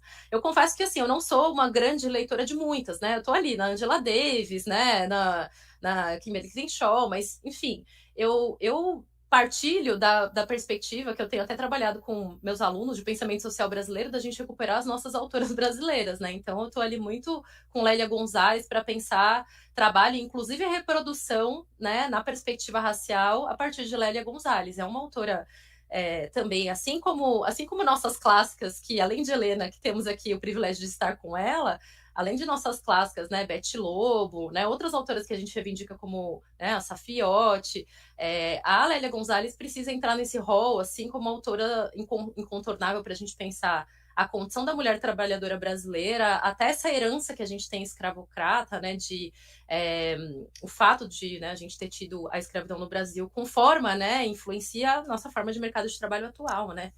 As mulheres negras predominam na informalidade, as mulheres negras predominam no trabalho doméstico, não é um acaso, né, que é um dos trabalhos que mais emprega mulheres no Brasil, inclusive, que é o trabalho, né, doméstico remunerado, né, a famosa profissão empregada doméstica, né? E então, né, pensar nisso a partir de Lélia Gonzalez é pensar, né? Ela tem textos questionando, né, inclusive a condição não só de trabalho, mas de hipersexualização da mulher negra, uma coisa inclusive se relacionando com a outra, né? Essa ideia de que as mulheres negras têm que fazer empregos não só subremunerados, mas nos quais elas são discriminadas e hipersexualizadas. Enfim, então é o racismo na prática, né, sendo conjugado com a discussão de gênero a partir de uma autora nossa, né, brasileira, para pensar nossa aí não é a particularidade da exploração do trabalho puro e simplesmente feminino, né, mas é a particularidade, entenderia, né, da exploração do trabalho feminino brasileiro, né, ou partilhando a ideia, né, latino-americano, porque ela tem essa reflexão também, né, de América Latina e tudo mais. Então, né, precisamos, né, me coloco, né, nesse desafio também junto, né, não estou dizendo que os outros têm que fazer, né, me coloco junto no desafio de avançar, né, mas tenho tentado estudar cada vez mais isso, né, e partilhar e colocar como referência obrigatória nos meus programas de ensino, inclusive. Sobre crise do cuidado e sobre a própria ideia de reprodução, não vai dar tempo de verdade, mas assim, é só os meus pitacos. Eu acredito que crise dos cuidados, a gente precisa muito debater os equipamentos públicos, né, de cuidado e a socialização do cuidado, né, para que ele não fique restrito a um debate sobre divisão de tarefas domésticas. Não é que eu acho, né, assim, eu partilho politicamente dessa posição, mas sei que tem gente que faz esse debate de uma forma mais sustentada. Então, essa ideia de crise do cuidado, o que me preocupa é sempre a ideia de transferir para que se faça cada vez mais de forma gratuita nas famílias, né? Trabalhos que deveriam ser assumidos, né? Como uma responsabilidade de política pública, né? Então, eu concordo muito com o que a Fabiana disse sobre pensar, né, nesse debate, nesse sentido também, né? Do que seria necessário, né? Até para a gente ter essa ideia de uma articulação justa, né? Articulação não, uma partilha justa, de tarefas dentro de casa, né, e o tempo de jornada fora de casa ser equilibrado, né, a gente tem que ter equipamentos, né, que superam essa lacuna, né, se a gente continuar tendo o trabalho doméstico encarregado pelas famílias, vai ser mais complicado, né. Bem, e só sobre a questão da reprodução social, eu concordo com a Fabiana, então eu só ia dizer isso, né? Eu concordo que a gente tem que avançar nisso, né? De não tratar como esferas separadas, né? Sem, só pensando na articulação, né? Eu tentei fazer um esforço nesse caminho, né? Mas, lógico, os esforços são sempre parciais, mas acho que tem, né? Boto só esse tempero aí na conversa de que acho que tem um ponto objetivo de separação de espaços mesmo, né? A pessoa tem que saber o quanto que ela pode se dedicar aqui e tem que deixar de se dedicar lá, né? Então, existem inclusive conflitos, né? Nessa perspectiva que você mesma disse, né? De conflitos que são conflitos da ordem patriarcal de gênero, né? Do tipo, se eu for me dedicar mais ao trabalho, meu marido pode não gostar, que é uma coisa que eu ouvia muito recorrente, né, nos casais heterossexuais. Ou se a mulher vai ser militante, aí um monte de sindicalistas falando, ou a mulher é solteira ou vira divorciada, porque o marido se separa dela, porque ela vira a pessoa que não vai ter mais tempo para se dedicar à casa e ao marido, né? Ou a mulher é lésbica, ela não é vista mais como uma pessoa que o homem vai querer cortejar, do tipo, né? Isso era muito comum na fábrica. Aí ela vira o parça, né? Que aí a própria trabalhadora lésbica, dirigente sindical, falava: olha, eu tenho que fazer com que eles me entendam como um parça, né? Para eles me respeitarem. Então, né? Tem essas coisas todas que são relações que estão pautadas em separações de tempos e espaços que são concretas, né? Então, a gente tratar analiticamente como algo que se coproduz sim, um desafio, mas eu acho que a gente também tem que reconhecer que tem algumas separações que, mesmo que a gente tente transpor, elas estão colocadas para as próprias vidas, né, de quem está trabalhando.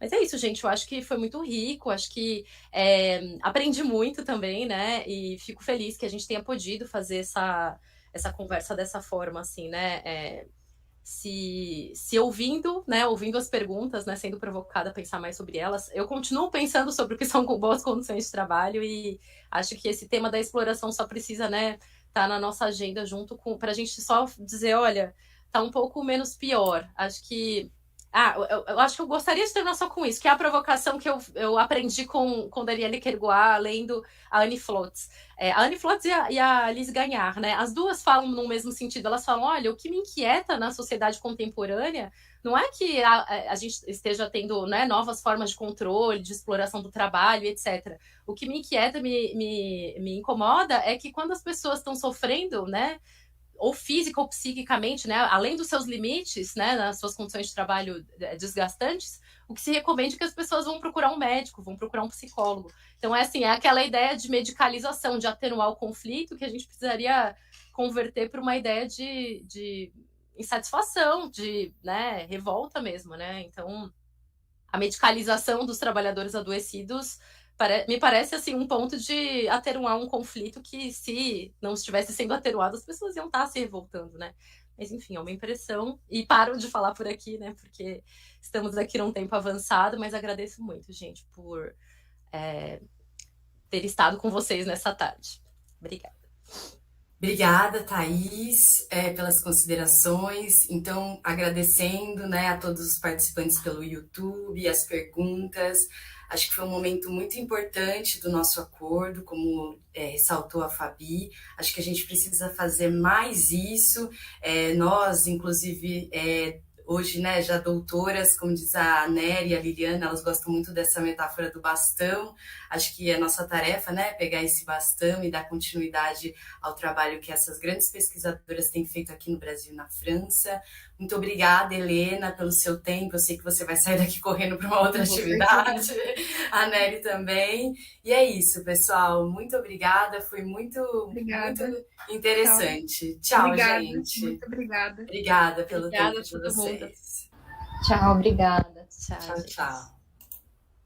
Leandro, você está